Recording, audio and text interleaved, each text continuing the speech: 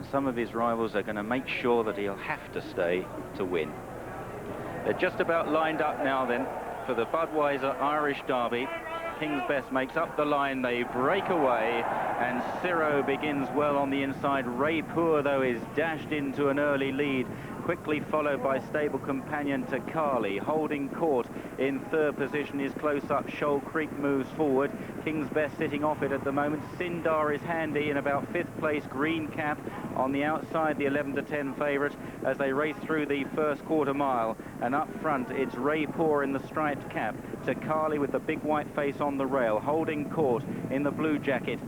On the outside in third, followed by Shoal Creek into fourth. Then races Sinndar and Media Puzzle. King's Best towards the outside. Might just see a yellow cap, Pat Edry bobbing away. It's got plenty of daylight at the moment.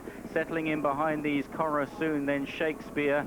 And also towards the back is Glyndebourne as they continue along the back straight. And it's Ray Poor from holding court on the outside of Takali. Then Shoal Creek into fourth. Sinndar is fifth. Next then on the outside is the white-faced Ciro. Glyndebourne on the inside, dark blue cap. King's Best is next. The field are relatively well grouped. I wonder if they've gone as quick as we thought they would. Media Puzzle. King's Best is pulling up. King's Best is being pulled up. The horse that missed the Vodafone Derby with muscular problems. And he's been pulled up suddenly there by Pat Edry, and Ray Poor continues to make the running as they begin to swing right-handed, and now the pace may well be increasing. In second is Takali. Third is Shoal Creek being pushed along. Holding court follows these as they now race towards the final half mile, and still the rank outsider Ray Poor. Sinndar is being pushed along in about sixth place at the moment and has got a lot of work to do. They'll have to stop in front, and it's Ray Poor from Takali in second place.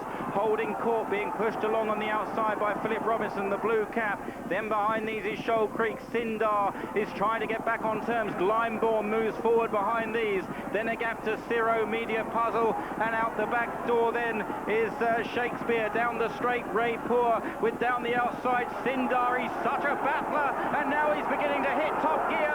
The Vodafone Derby winner comes to take over, having looked in trouble a long way out, and it's Sinndar that kicks away by 3 or 4 lengths to Ray Poor.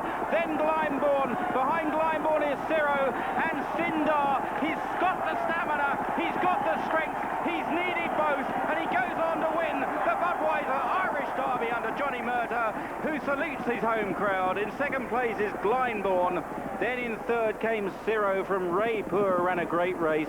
Next was Takali, and then holding court and Shakespeare, a Media Puzzle. Shoal Creek towards the back, and Corasoon, who never showed at all. Well, 4.5 furlongs, 5 furlongs from the finish. Sinndar looked to be struggling. He was being pushed along by Johnny Murtagh.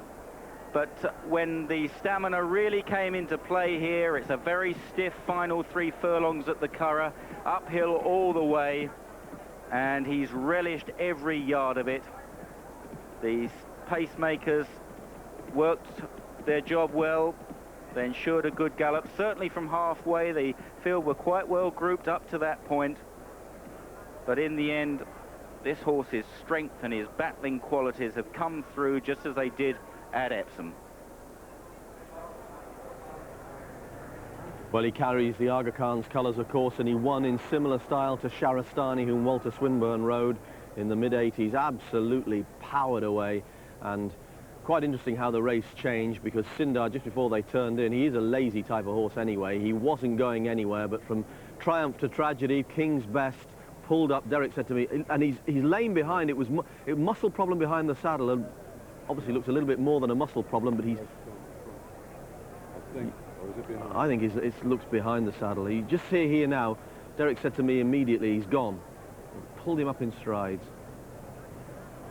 I thought it looked as a problem behind the saddle, but we'll bring you news of that as soon as we've got it. But Jimbo, you know, when before the Derby when he was pulled out, that was just sort of a sprain. It was just, he wasn't walking right, so they couldn't take a chance. Did it twice, but this is serious. This is very serious. Well, turning for home, and one by one the pacemakers came back. On the outside, holding court had really laboured. He was flat to the boards, Philip Robinson, a long way out, just as he begun to reel in the pacemakers. Johnny Murtagh almost could bullies Sinndar into the bridle, and once he's got him running, Derek, he really opens out. I couldn't believe this, because they were all under pressure, Jimbo. We said everything's flat to the boards, 3 out. And this is now where courage takes over. The other horses are all top-class 3-year-olds, the best of their generation. We got the French Derby winner toiling back, not even in the first 4. This horse is absolutely an island. Look at this, Johnny Murtagh. So pleased for this lad and his wife, Ola, as well. Lovely family. An 11-10 favourite. And Walter Swinburne, he was right about this before Epsom. He's right about this about the Curragh. Sinndar, the 11-10 favourite, the winner.